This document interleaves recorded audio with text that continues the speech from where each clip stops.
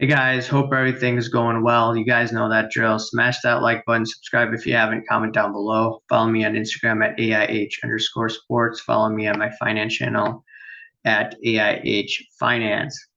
Okay, so I was going through a bunch of clips, and it seems that the people that are in the leadership or promoted can be or may be deceptive. And I'm going to show you here's what I think about it, and I wanted your opinion. Okay, this is she collects cards. This is what last week or 10, 11 days ago. Ziggy has just been going after her. And yeah, you guys can see his videos if you're interested. And let's take a look at what she says.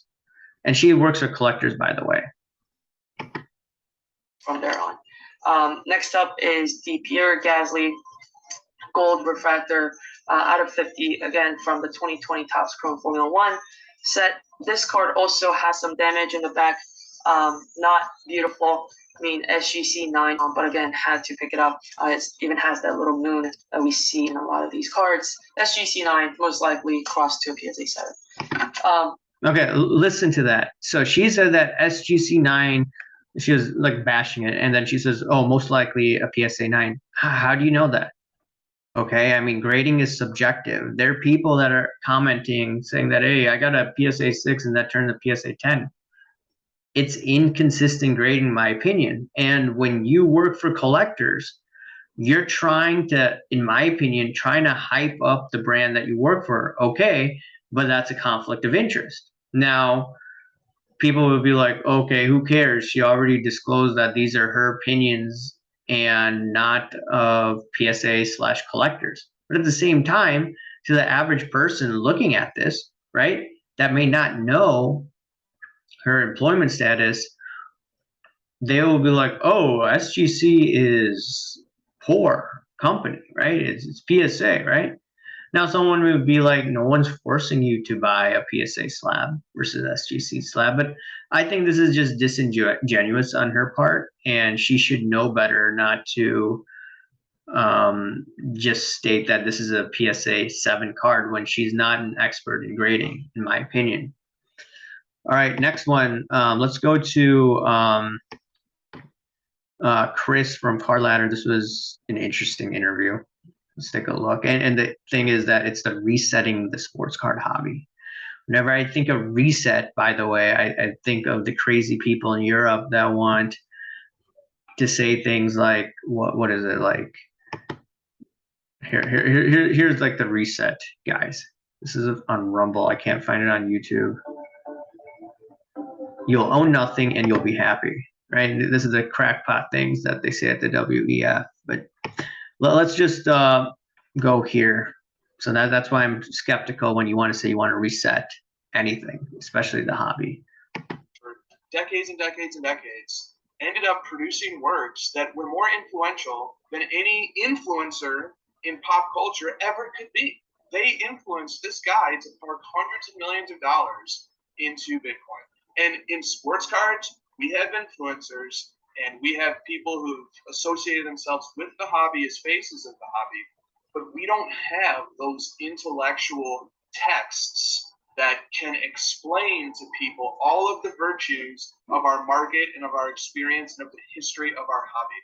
And I think it's high time that we start producing them and that we start giving some serious intellectual consideration to it. And I think Josh Luber started it with the manifesto. I think that's okay. So a couple of things. So in this video, he was talking about Michael Saylor, a billionaire, and how he used his money to park it into crypto because of the situation that was going on in 2020.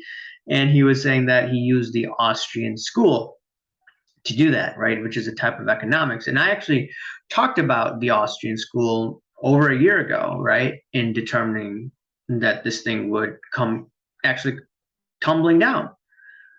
And I'm going to show you that clip right now.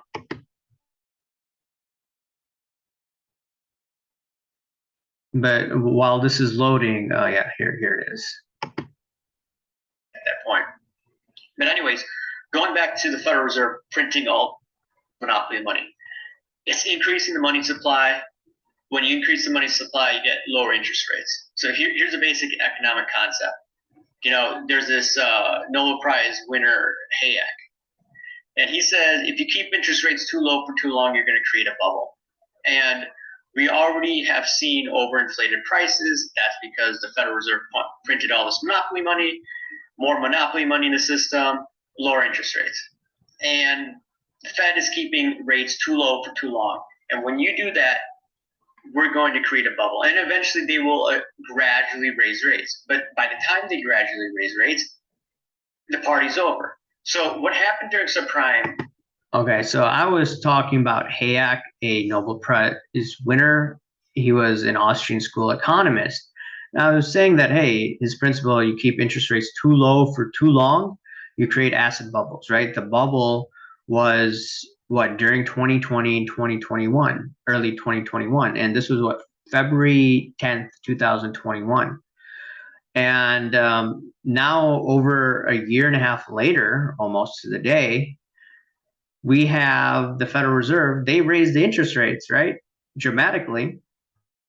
And the bubble has popped, right? And the pandemic is basically coming to a close. So what I find could be disingenuous with this is that he was trying to say that, hey, if the money was parked in sports cards rather than Bitcoin, guess what? That would have been great for the hobby. And we need to find more people that are affluent and that are like Michael Saylor that will gravitate to like the Austrian School of Economics and other intellectual sources of material. If there's intellectual source of material, then you're going to get the big money coming in sports cards. That's what I believe he's trying to allude to. Well, guess what? You see these booms in the sports card hobby? That was just a one-off. And it was also based on macro, right? The government just threw all this helicopter money in the system and everything was shut down, right? You couldn't go to games. So all this money got redirected towards the sports card hobby. Not to mention the fact that he mentioned that Josh Luber's manifesto, right? He was trying to market this as an intellectual source of material for potential investors. Do you know what the title of it is called? It's called Trading Cards Are Cool. So you're going to tell me a very high IQ guy is going to be interested in something called the Trading Cards Are Cool. Okay, maybe. But, I'm not trying to insult Josh Luber's intelligence and his track record in the past and, running a company like StockX. No, what I'm trying to say, and by the way, he's went to Emory, I believe, for grad school. So he's not stupid. But what I'm trying to say is that going to attract the intellectuals out there? That's for you to decide. And also in that paper, Josh Luber's paper, talked about managing the hype cycle. Now that's one thing. Is that going to attract the billionaire that wants a stable return when the guy writing the paper is talking about the hype cycle? Maybe, maybe not. I doubt it. I mean, it's turning me off, all this hype stuff. Just imagine people way, way smarter. And what are they going to think about hype? I think it's going to turn them off. But, that's just my opinion. All right. Let's look at Nat Turner.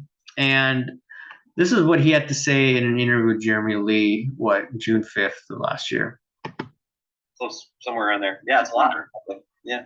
By the way, real quick, from an economics basis, low interest rates, inflation, you're seeing this around the world in all sorts of, all alternative assets, Bitcoin, etc. You're going to see, this is very related to the, I would say what you're seeing, as far as monetary and fiscal policy in the U.S. Cards are no different than a lot of other assets. Yeah, for sure.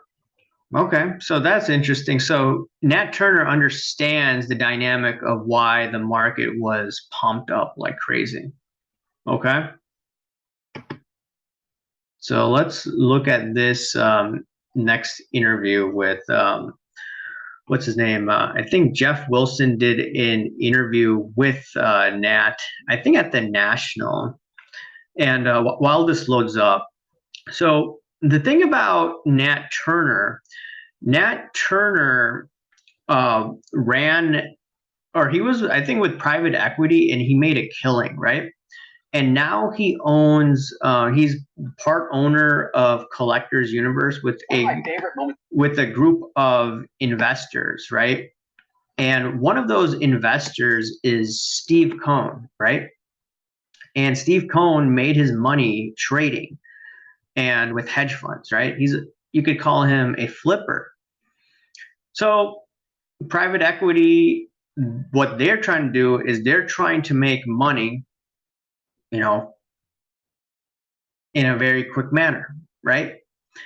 And yeah, PSA had all this cash flow coming in with all these orders. So it's just quite interesting. So in the last clip, I showed you how Nat Turner said that the boom was because of low interest rates, right? And I got this clip, actually, the Coos guy on Instagram, we've messaged each other in the past. He actually stated, he directed me to this video, and I'll let you listen to this now. But yeah, I think the hobby's alive and well for sure. I do too. And you hear, the naysayers right now are, obviously prices have fallen on a lot of cards over the course of the last year pretty significantly. And so a lot of people look at that and they're like, oh, the hobby's dying, the hobby's drying up.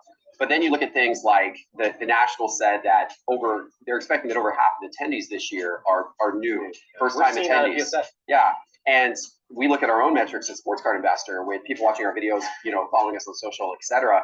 And it's only ramping up. Like the interest level is stronger than it has ever been before. Prices may be coming down. I think people are just being a little smarter with their money. Yeah. But there's still a ton of interest, which bodes really well for the long term. A lot of it was crypto. Speculators treating cards like crypto. There's no reason a Mahomes card should be more than a Brady card. Right. In my opinion. That's true. And so, or, look at Luka over LeBron. So I think prices have normalized. My line is like, I just don't think those cards ever should have been at that level. So this is where the Coos guy was extremely ticked off. He's saying, like, why wasn't he saying this type of stuff over a year ago? And I went through that interview that I did with Jeremy Lee on June 5th of last year. And I noticed he said that, hey,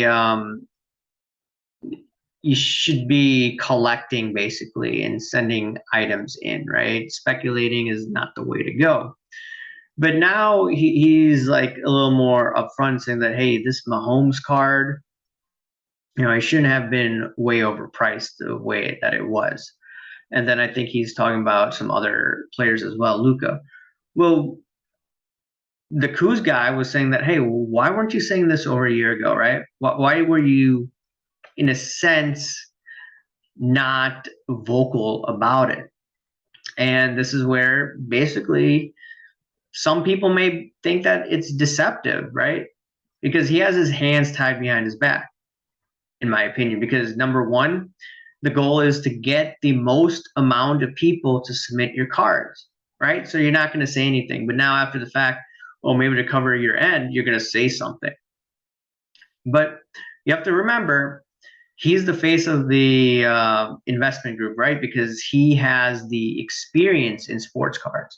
Someone like Steve Cohn, who owns the Mets, he's a little more brash, right?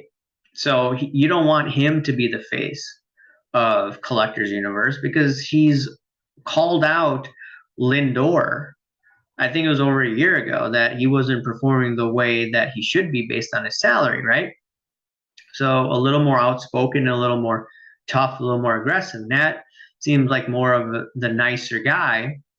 And that being said, though, he didn't warn people, which ticked people like the Coos guy off and probably ticked many people off, right? So Some people may think it's deceptive. I'm not sure. Maybe he was just cautious because he owns the business, right? And he was in private equity before, right? The job in private equity is to make the most amount of money out there. And there's nothing wrong in being a capitalist. But once again, if you're trying to help the hobby out, you're a leader, well, people are going to take it the wrong way. But anyways, guys, I wanted to know if you agreed with me in my belief that I believe that some of these guys, and all these guys happen to be at collectors, by the way, maybe deceptive. I want to hear your thoughts about this, and let me know who else you think is deceptive. And if you don't think I'm right, let me know why. All right, guys. Thanks for watching. I'll talk to you later, guys. Thank you. Bye.